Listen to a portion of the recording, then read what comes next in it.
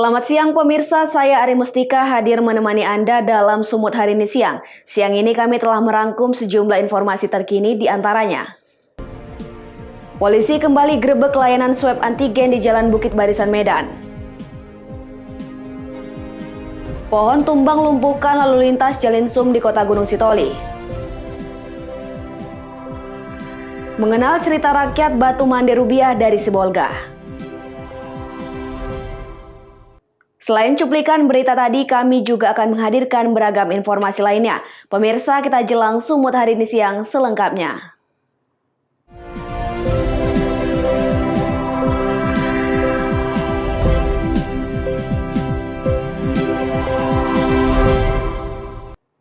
Kita ke informasi pertama pemirsa, Polrestabes Medan kembali menggerebek layanan tes swab antigen di Jalan Bukit Barisan Kota Medan pada Rabu malam.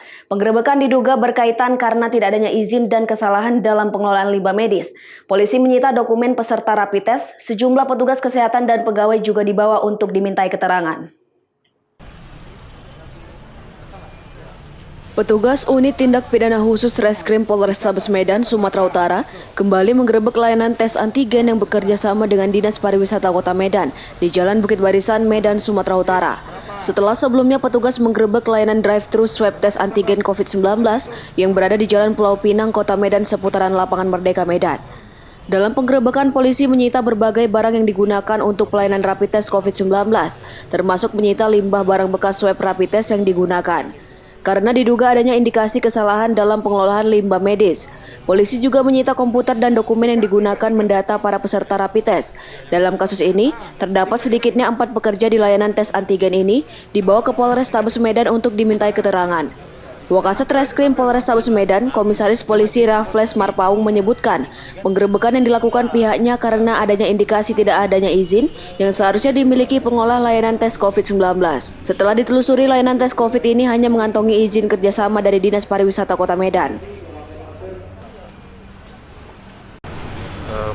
Menindaklanjuti kegiatan kami kemarin, ternyata ada juga di tempat yang berdekatan melaksanakan tes COVID-19 yang diduga tanpa izin.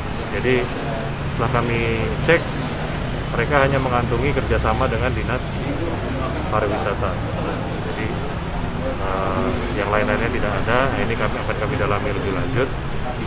Hanya terkait juga dengan masalah limbah. Limbahnya juga tidak diproses dengan prosedur yang berlaku, sehingga itulah yang kami amankan terkait limbah medis, juga sampel-sampel dari peralatan yang mereka gunakan untuk melakukan tes COVID-19. Sebelumnya, belasan petugas Unit Tindak Pidana Khusus Reskrim Polrestabes Medan, Sumatera Utara telah menggeledah fasilitas drive-thru atau layanan dalam kendaraan rapid test antigen dan PCR swab test COVID-19 di Jalan Pulau Pinang, Medan, Sumatera Utara pada Selasa petang. Hingga kini masih mendalami keterangan beberapa saksi terkait dengan penggerebekan di 2 tempat layanan tes COVID-19 ini. Wahyu Pratama melaporkan untuk Evarina TV. Sementara itu pemirsa, jumlah pasien COVID-19 yang dirawat di Rumah Sakit Umum Daerah Deli Serdang serta Cadika Kabupaten Deli Serdang, Sumatera Utara per 25 Mei 2021 berjumlah 98 orang dengan rincian terkonfirmasi 89 orang dan suspek 9 orang yang hingga saat ini masih dirawat. Jumlah pasien COVID-19 yang mendapat perawatan di Rumah Sakit Umum Daerah Kabupaten Deli Serdang melonjak menjadi 82 orang. Sedangkan yang dirawat di Cadika sebagai ruang cadangan untuk pasien COVID-19 sebanyak 16 orang. Dari total pasien berjumlah 98 orang, terkonfirmasi 89 orang, dan suspek 9 orang.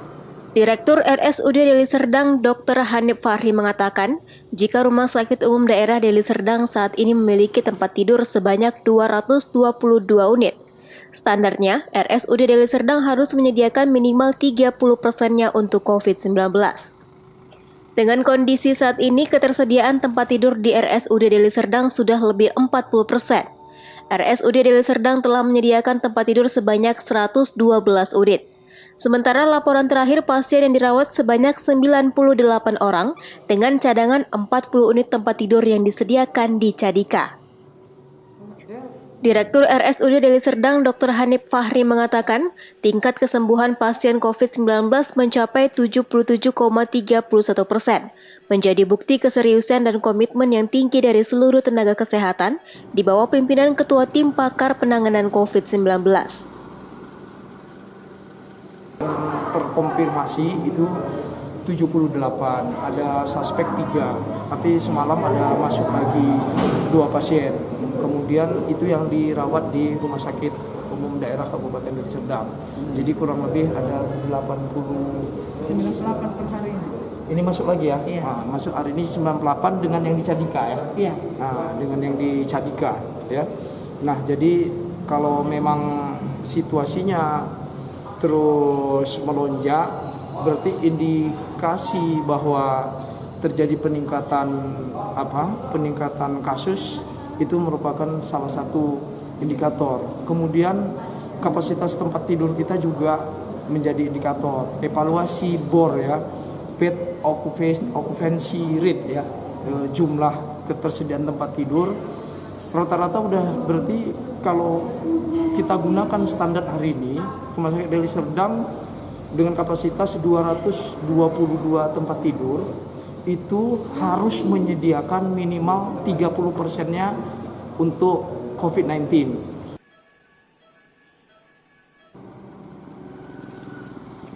Pasien sembuh di Rumah Sakit Umum Daerah Deli Serdang hingga 25 Mei 2021 dilaporkan berjumlah 1.128 orang.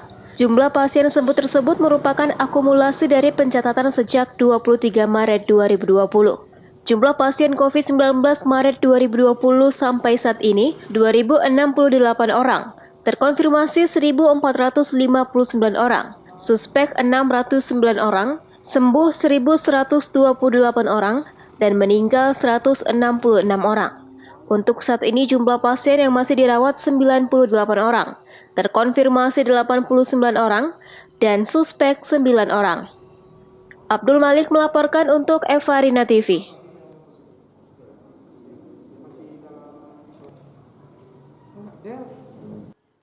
Pemirsa, jelang peringatan Hari Lanjut Usia Nasional atau Lansia 29 Mei 2021 mendatang, Forkopimda Kabupaten Tapanuli Selatan dan Padang Lawas Utara akan melakukan vaksinasi COVID-19 terhadap 4.000 warga lanjut usia. Ribuan warga golongan lanjut usia di Kabupaten Tapanuli Selatan pada Kamis siang mendapat vaksinasi COVID-19 di Aula Serbaguna Kantor Bupati Tapanuli Selatan. Vaksinasi ini dilakukan secara bertahap terhadap lansia yang berasal dari 15 kecamatan di Kabupaten Tapanuli Selatan. Forkopimda Kabupaten Tapanuli Selatan mengkhususkan pemberian vaksinasi terhadap warga lanjut usia. Program berlangsung secara menyeluruh dan terpadu. Warga lanjut usia dinilai lebih rentan terpapar COVID-19. Vaksinasi dilaksanakan bertepatan dengan Hari Lansia se-Indonesia pada tanggal 29 Mei 2021 mendatang. Kemudian warga yang belum memperoleh vaksinasi di Kabupaten Tapanuli Selatan, pemberian vaksin dilakukan secara bertahap dimulai dengan 250.000 lebih warga di setiap kecamatan dan desa di Kabupaten Tapanuli Selatan. Proses vaksinasi turut mendapat pengawalan ketat dari Polres Tapanuli Selatan dan personel TNI unsur Kodim 0212 Tapanuli Selatan. Kapolres Tapanuli Selatan AKBP Roman Smaradana menyampaikan, selain Kabupaten Tapanuli Selatan, vaksinasi COVID-19 juga diberikan terhadap 2.000 warga lanjut usia di Kabupaten Padang Lawas Utara. Lansia ini yang divaksin baik di Tapsel maupun Padang Lawas Utara. Dan kemudian kami juga melakukan pengamanan ataupun memberikan bantuan kepada para lansia dari mulai kita mengadakan penjemputan atau pengantaran, kemudian sesampainya di lokasi dari meja 1, mulai dari screening, kemudian dilaksanakan vaksinasi sampai dengan observasi. Setelah dari observasi selesai, baru kami juga mengembalikan para lansia ini ke keluarganya masing-masing.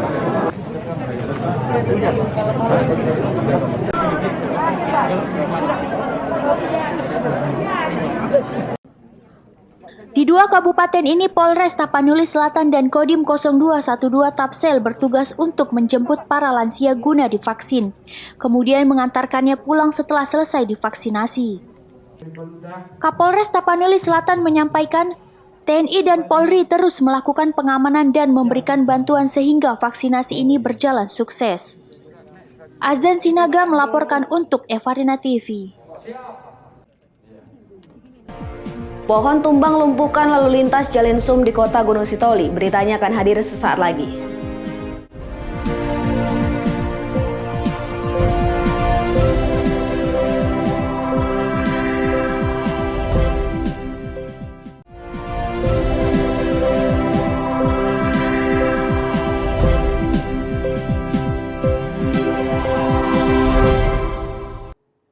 Terima kasih Anda masih bersama kami. Pemirsa, akibat pohon tumbang di ruas jalan nasional tepatnya di Lawomaru, Kota Gunung Sitoli, Sumatera Utara membuat aktivitas lalu lintas lumpuh. Personel TNI, Polri, Dinas Perhubungan, dan Dinas PUPR Kota Gunung Sitoli berjibaku membersihkan batang pohon yang berserakan. Aktivitas lalu lintas di ruas jalan nasional yang menghubungkan Kota Gunung Sitoli dengan Kabupaten Nias dan Nias Selatan sempat lumpuh total akibat pohon di ruas jalan tepat di Lawomaru, Kecamatan Gunung Sitoli Selatan tumbang. Tumbangnya sejumlah pohon ini akibat hujan deras disertai angin kencang pada Kamis dini hari. Satu unit alat berat dan mesin chainsaw milik Dinas Pekerjaan Umum dan Perumahan Rakyat Kota Gunung Sitoli dikerahkan ke lokasi untuk melakukan evakuasi batang pohon yang tumbang. Pembersihan batang pohon juga dibantu oleh petugas gabungan dari Babinsa TNI dan personel Satlantas Polres Nias. Namun panjang dan lebarnya diameter pohon tersebut sempat menyulitkan para petugas.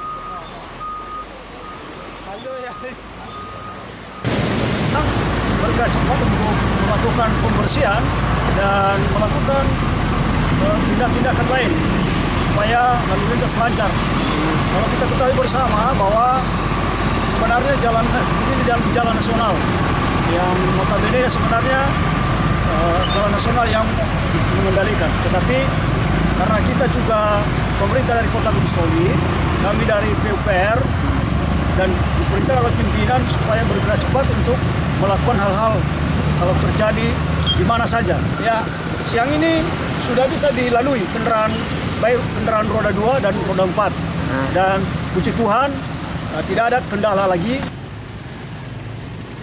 Upaya dan gerak cepat pemerintah bersama TNI Polri bergotong royong membersihkan pohon tumbang tersebut, kini jalan sudah dapat dilalui oleh seluruh jenis kendaraan dari kedua arah, baik dari Gunung Sitoli menuju Teluk dalam Kabupaten Nias Selatan maupun sebaliknya. Ombak, angin kencang sehingga terjadi tumbangnya pohon. Kami dari Dinas Perhubungan Satlantas bekerja sama Koramil 0113 Gunung Sitoli. Makanya saat ini sudah mulai lancar. Demikian kami sudah mengantisipasi dari BNPB, Dinas Perhubungan, Dinas PU untuk mengantisipasi apabila ada hujan deras. Nanti malam kami sudah siapkan alat berat bersama-sama sinergitas TNI, Polri, dan PU. Demikian. Pemerintah menyampaikan imbauan kepada warga agar ekstra waspada saat melintasi ruas jalan ini demi menghindari bahaya bencana yang dapat menimbulkan korban jiwa. Hingga kini belum ada korban jiwa ataupun korban terluka atas peristiwa pohon tumbang ini. Haugo Manozega melaporkan untuk Evarina TV. Kita beralih ke informasi lainnya, pemirsa. Seorang bocah laki-laki bersama ibunya tertangkap kamera CCTV mencuri parfum di toko penjual pulsa yang berlokasi di Jalan Sidomulyo, Deli Serdang, Sumatera Utara.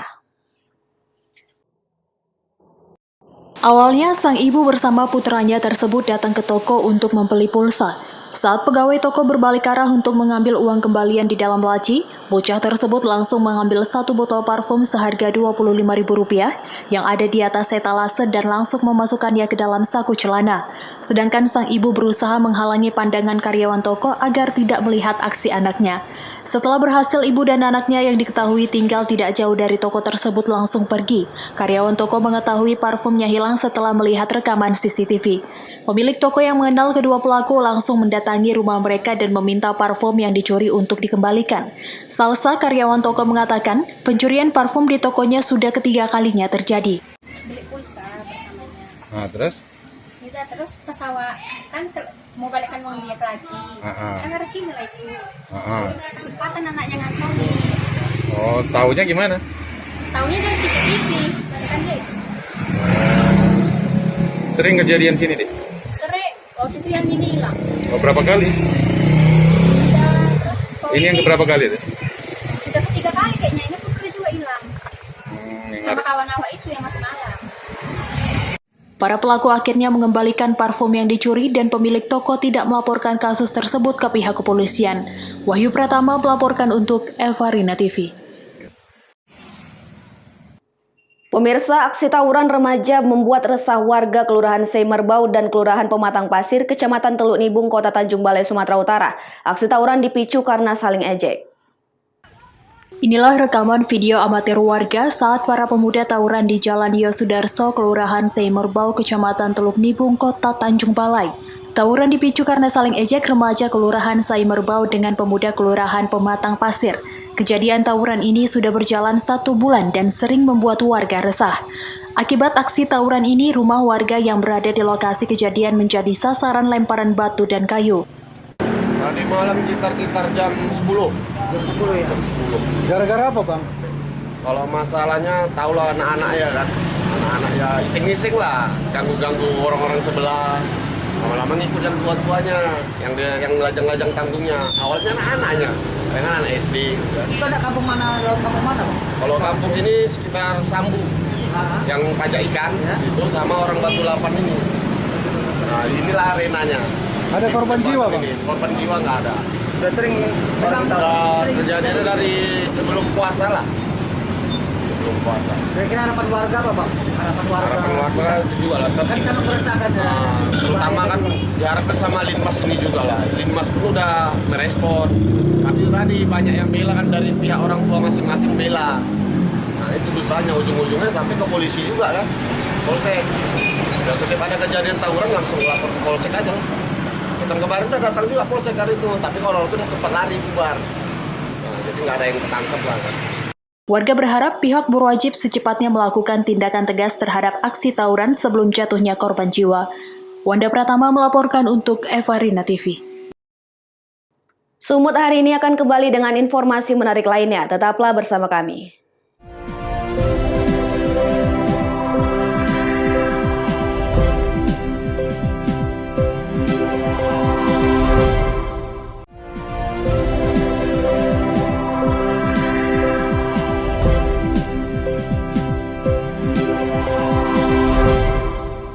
Terima kasih Anda masih bersama kami. Pemirsa, guna memastikan masyarakat menerapkan protokol kesehatan COVID-19 di tempat umum, tim gabungan gugus tugas percepatan penanganan COVID-19 melakukan patroli di sejumlah lokasi usaha dan pusat keramaian di sepanjang kota Aikanopan, Labuan Batu Utara, Sumatera Utara.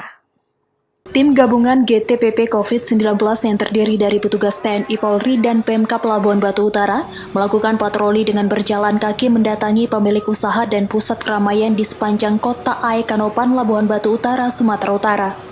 Pada saat patroli, selain membagikan selebaran stiker himbauan kepada masyarakat, petugas juga masih menemukan sejumlah pengunjung dan pemilik usaha yang masih abai dalam menerapkan protokol kesehatan. Kepala Bidang Perda Satpol PP Labuhan Batu Utara, Nosita Tampu Bolon menjelaskan, patroli bertujuan menegakkan Perda nomor 33 tahun 2020, di mana kasus kepada pelaku usaha selama 7 kali mengabaikan protokol kesehatan, maka Pemkab Labuhan Batu Utara secara tegas akan menutup usaha sampai batas waktu yang tidak ditentukan. Kita mengadakan tindak lanjut dari kegiatan tadi siang untuk penertiban pelaku usaha tentang pelaksanaan prokes tahun 2020. Jadi untuk ini kita ada dari BPBD, TNI Polri dan juga Disub dan Dinas Kesehatan.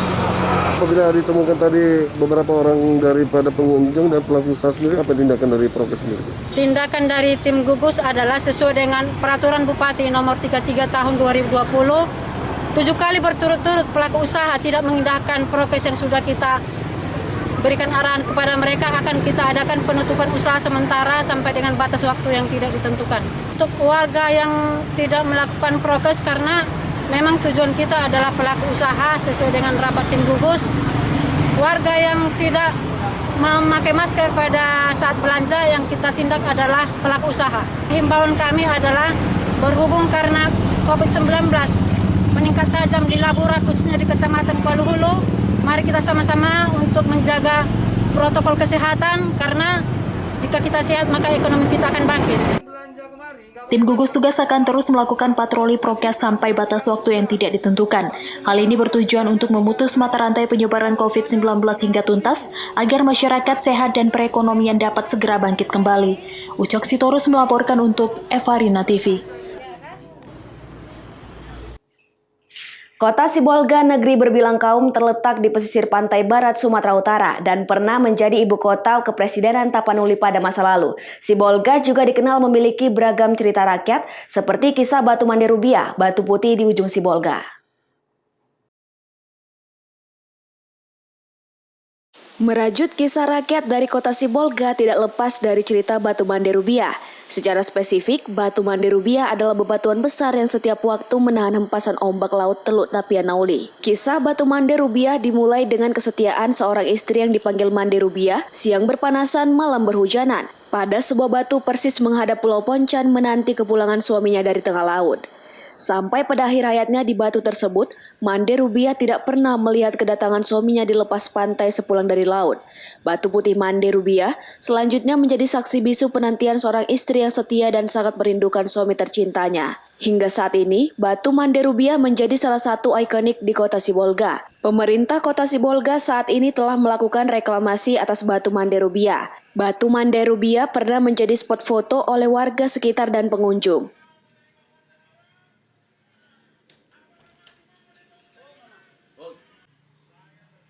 Itu kan istilahnya bang, legendanya kan orang belum tentu juga termasuk orang sini, belum tentu juga tahu semua.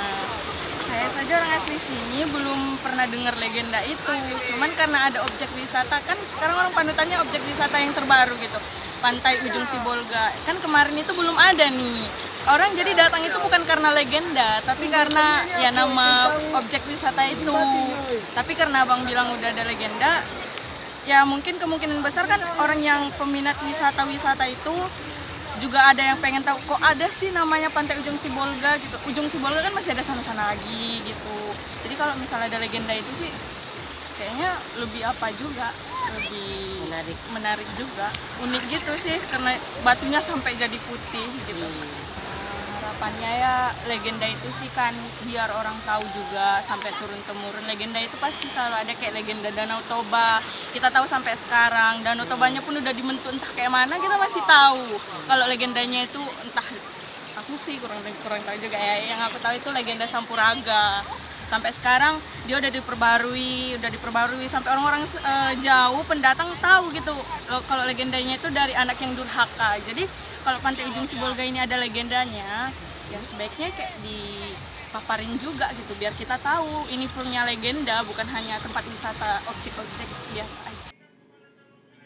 Kisah Batu Mande Rubiah dalam berbagai program pengembangan pariwisata terus dikembangkan, termasuk renovasi Pantai Ujung Sibolga untuk menjadi objek wisata Pantai Ujung Sibolga. Puluhan tahun lalu Batu Putih Mande Rubiah menjadi lokasi warga Sibolga Tapanuli Tengah untuk berwisata ke Ujung Sibolga, menyaksikan deburan ombak dan menanti keindahan proses matahari senja terbenam. Seorang warga, Sofina Siregar, mengatakan sejak hilangnya Batu Putih, cerita tentang Mande Rubiah pun seakan hilang dari ingatan masyarakat kota Sibolga. Salah seorang tokoh budaya pesisir di kota Sibolga, Sahat Simatupang, juga menceritakan tentang Batu Mande Rubiah yang dulunya sempat menjadi objek wisata di Pantai Ujung Sibolga tersebut, namun kini telah hancur akibat perkembangan pembangunan. Sebuah perkawinan yang sumbang, di mana perkawinan satu marga oleh karena ketidaktahuan mereka berdua.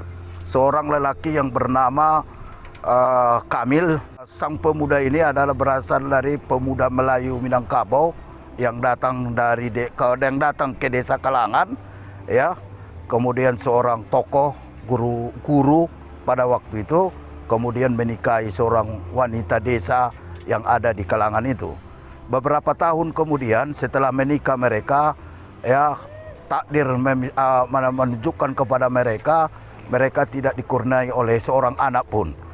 Oleh karena itu mereka bertanya kepada orang-orang tua pada waktu itu, maka terlihat bahwa rupanya mereka ini kawin satu darah, satu suku, yang oleh masyarakat Sibolga Tapanuli Tengah pada waktu itu hal ini sangat tabu dan sangat dipantangkan.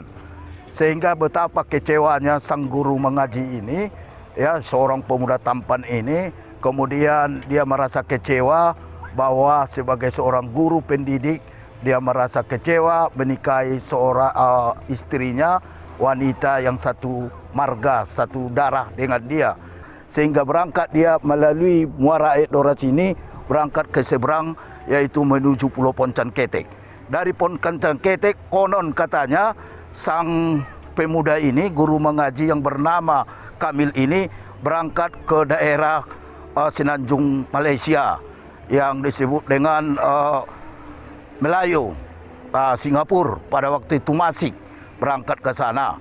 Namun lokasi ini sekarang dalam kondisi tidak demikian lagi, karena dengan perkembangan pembangunan lokasi batu karang keramat itu sudah dihancurkan dan diganti dengan tembok-tembok pembatas banjir, ombak, penahan ombak, ya, mungkin sudah kehilangan. Namun demikian kembali kita ungkapkan sejarah ini, legenda masyarakat Sibolga ini, supaya generasi muda, generasi milenial sekarang dapat mengetahui begitulah dalam masyarakat Sibolga ini betapa kisah-kisah legenda masyarakat pesisir Sibolga Tapanuli Tengah ini memberi pembelajaran kepada kita generasi muda untuk tidak melakukan hal-hal yang menikah sedara, dan kemudian kesetiaan seorang istri, kemudian cinta dan ketulusan dari seorang istri.